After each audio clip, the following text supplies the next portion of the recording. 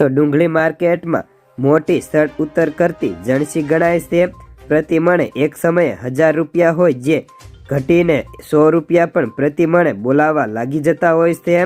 પાછલા 3 વર્ષમાં ખેડૂતોએ ખરીફ ડુંગળી પેદા કરી નીચા ભાવમાં માર ખાધો છે। આ વખતે પણ ખરીફ સિઝનમાં 800 થી શરૂ થયેલી ડુંગળી અત્યારે ઘટીને 400 રૂપિયાએ પહોંચી ગઈ હતી। જ્યારે ચોમાસામાં વહેલા અને મોડા વવાયેલા ડુંગળીના સૌરાષ્ટ્રમાં પીઠાઓમાં અત્યારે ઠલવાય છે।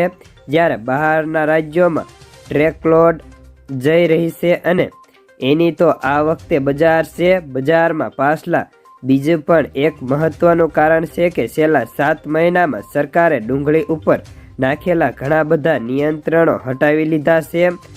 હાલ આજે પણ હજુ 20 કિલોમાં નીચી ડ્યુટી 20% જેટલી જોવા મળે છે, જેના કારણે પણ અત્યારે બજાર ટકેલું છે, નહીતર હજી પણ બજાર તૂટવાની શક્યતાઓ હાલ વ્યક્ત થઈ રહી હતી।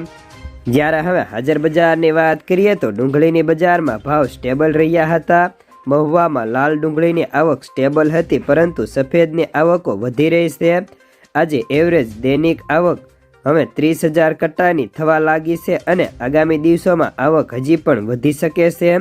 વેપારીઓ કહે છે કે ડુંગળીની બજારમાં ભાવ સ્ટેબલ છે અને જ્યાં સુધી નિકાસ વેપારો ન થાય ત્યાં સુધી બજારમાં સુધારો કે મંદી આવે તેવી કોઈ શક્યતાઓ નથી।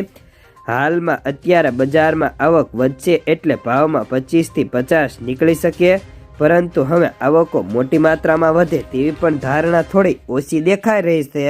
જ્યારે મહુવામાં લાલ ડુંગળીની 62,000 કટ્ટાના વેપારો હતા અને ભાવ 20 કિલોના લાલમાં 151 થી 490 રૂપિયા હતા।